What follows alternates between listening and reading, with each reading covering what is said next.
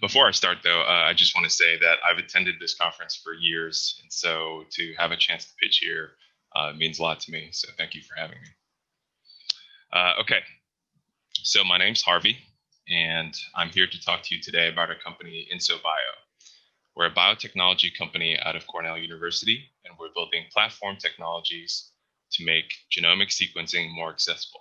Okay, so DNA. Everybody knows what DNA is. This year, 2020, marks the 30-year anniversary of the Human Genome Project.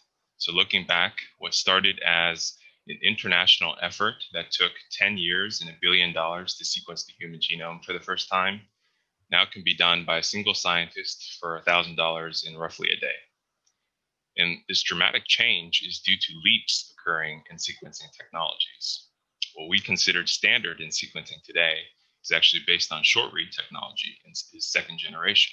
But there's a new wave coming using third generation technology that's based on long reads, and this offers some new benefits. But to quickly explain the difference between short versus long reads, I'm going to use an analogy.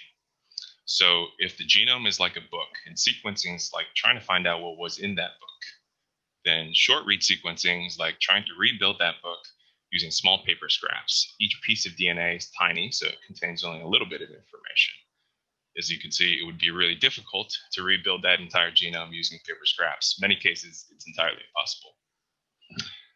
On the other hand, long read sequencing is like if I were to rebuild that same book, but this time using entire pages. So each piece of DNA has much more information on it, makes genome assembly a lot easier. This opens up new applications. For example, a cancer patient that traditionally has very mutated genomes can now have their genomes reassembled with long read, and that can inform doctors and physicians what are the best treatment options or drugs to administer. So although the technology of long read is still at its infancy, the market is expanding rapidly.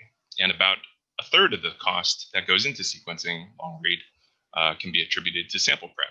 That's where we address, because sample prep turns out, as this technology and approach is still so new, people are still trying to figure out sample prep.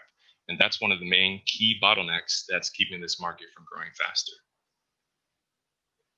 So the problem with sample prep is actually fairly easy to explain. It's that when you have really long pieces of DNA, handling that DNA, even gently, will break the DNA into much smaller pieces. That eventually leads to poor sample quality and poor data. But most of the products on the market require a lot of handling.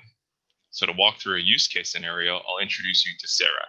So Sarah is one out of over 140 plus different people that we talked to and interviewed as a part of our participation in the NSF I-Corps program. Sarah is from the academic institution market, but the problems she faces with sample prep are not isolated to that market alone and are experienced across the board in pharma, clinical labs, hospitals, etc.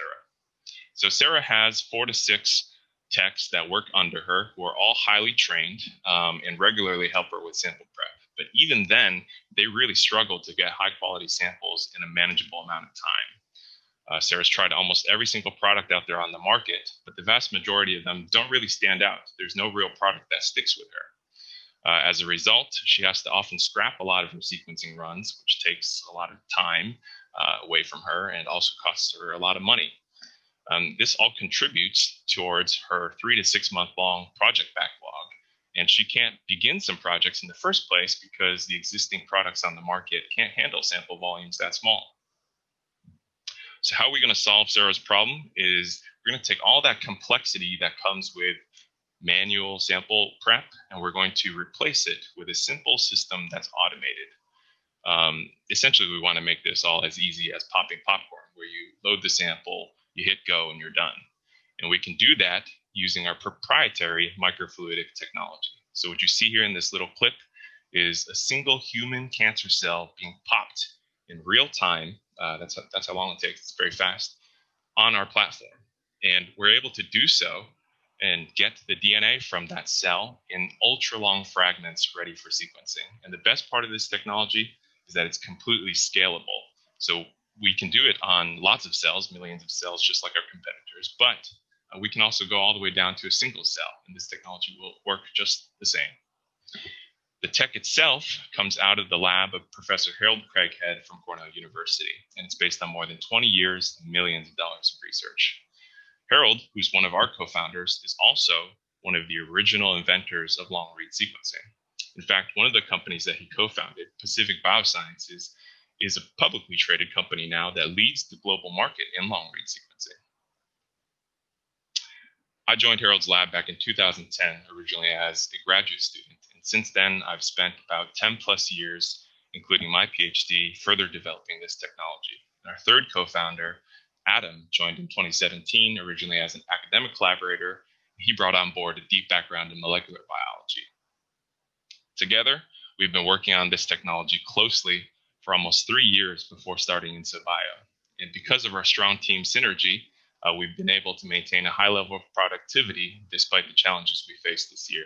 So we actually started in January, and since then we licensed our suite of patents, an umbrella of patents that includes 5 patents and 1 issued patent, which protects the underlying technology. And since then, we've also done a lot of customer discovery through iCore, found our beachhead, talked to customers in that beachhead, figured out the key metrics that matter to them, and then built a list of tech milestones for those features.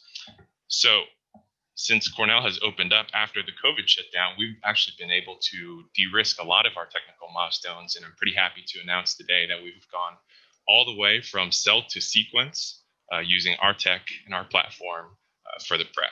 And again, I just want to clarify that it's not automated yet, but that's where we want to go. With that, we've raised a little over $500,000 in non-dilutive funding in the form of 2 SBIRs. And then in the new year, we want to raise an angel round, go back to those potential customers that we spoke to, show them our progress, and launch some service-based pilots initially. We want to expand upon that service model, demonstrate traction, and prove out our product market fit while we build the platform. And then in 2023 and 2024, we want to do a Series A, scale up, and transition out of a service model into direct sales of the platform plus consumable chips. And if we can reach the market at scale, then we feel confident that the accessibility increase that we would provide to those users in the long-read market would accelerate the overall growth of the long-read market. So again, long-read sequencing is our beachhead market, and we're going to stay focused on getting to that market first. But the technology itself can be applied to many different markets. In fact, our original NSF grant was for multi-omic analysis, and we have an ongoing collaboration with a medical research institute to isolate pathogens for metagenomic analysis. I'm also happy to announce that just this month, we've been able to, for the first time, demonstrate the ability to take a single drop of human blood, whole blood, and process it on our platform and get to the DNA. And we're all really excited about that because we think it opens up many new applications to us. But the underlying theme here is that we're the front end to genomics. And in closing, I just want to say that all signs are pointing towards some sort of coming revolution in genomics. And similar to the computer revolution that changed our lives forever, genomics is probably going to go through a similar path. But the computer revolution couldn't have happened if computers weren't first democratized, made accessible to normal people who weren't highly trained in computers. And in a similar manner, we at Inso Bio, we want to democratize genomics and make doing genomics accessible to anyone for the applications of tomorrow. So with that, I'd like to thank all the people and resources at Cornell that have supported us and continue to support us, as well as the national agencies that support us now. And again, I'll plug that we're raising our angel round soon. So if you're interested, then please follow up with me afterwards. I'd love to tell you more. Thanks. Excellent. Thanks, Harvey. Yep. I can tell that you're not going to make it easy for our judges with all these highly biotech-oriented companies today. So I'm going to turn it back over to the judges now. So guys, all unmute yourselves and ask some questions and put Harvey on the spot.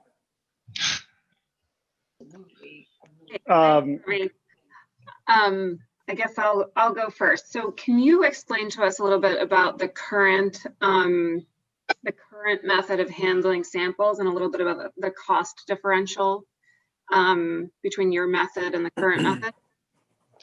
Yeah.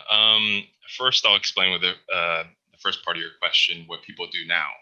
And people essentially need highly trained techs that pipette things back and forth through these kits that filter out things and purify the DNA. That's what they do now. That's the process that takes a long time, can cause a lot of problems, leads to poor sample quality, etc.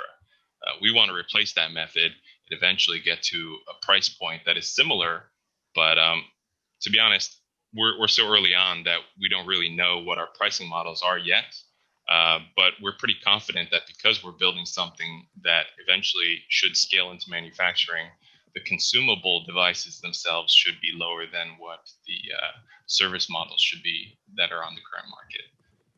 There are kit-based products that are fairly cheap, and they're not likely to get much cheaper. But again, those products come with a lot of problems. So we're not necessarily trying to compete on the axis of cost, but we are trying to produce essentially what is going to become the next generation premium sort of product device that can process the things for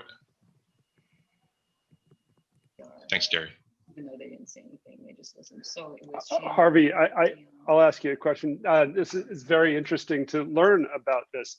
Why go all the way to making a device as opposed to just selling, say, the chip or the technology you guys have developed around the sort of cell splitting to someone who does device manufacturing and let them take that risk on for you?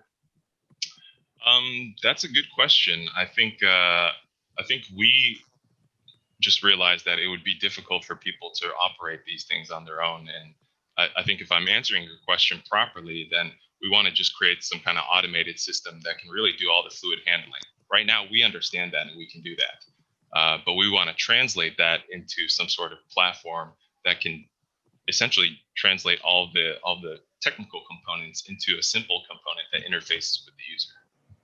Does that answer your question? Is that what you were asking? Yeah. No, that gives me some insight in how you're thinking about it. Yeah, thanks. Thanks, Dave. And Harvey, thanks for taking the time here and presenting to everybody. It's terrific and very interested to learn about your business. So you've talked a little bit about how the competition currently kind of deals with the customer pain point. What is your kind of, and you mentioned a little bit about how you're going to compete, but what is the kind of go-to-market strategy? How do you convince someone pay more for better, or is it pay more for faster? What's your strategy on go-to-market? Right. This is a good question, and I think it relates back to Carrie's question as well. I'll answer that by saying that by participating in all of that customer discovery, we were able to talk to a lot of people. We found out that cost isn't one of the key metrics that they care about most. I mean, I think they care about cost, and I'm sure everybody just wants things to be cheaper, but the key metrics that they seem to care about most was the quality of the sample coming out. And so the problem that they're struggling with most is that they're getting inconsistent quality because of their techs have different levels of skill and people do things differently on a day-to-day basis. That's what we want to try to remove and normalize. If we have a technology that can replace all of those little human variabilities and produce a consistently robust, good result time after time, then I think we have a real value add, and that's our proposition right now. Thanks. And maybe I'll go in reverse order and let Carrie pick up after me, and I'll go back to back and then be done. Is there any competition right now who's competing and doing what you're doing? Who's doing that? Yeah, that's a good question. There's two parts to that. So on the long read side, people seem to be producing more and more kits. These kits perform slightly better and produce slightly better overall sample quality, but the improvement seems to be marginal. And the idea is that they're still making better and better kits, whereas we want to supplant the kits, almost entirely.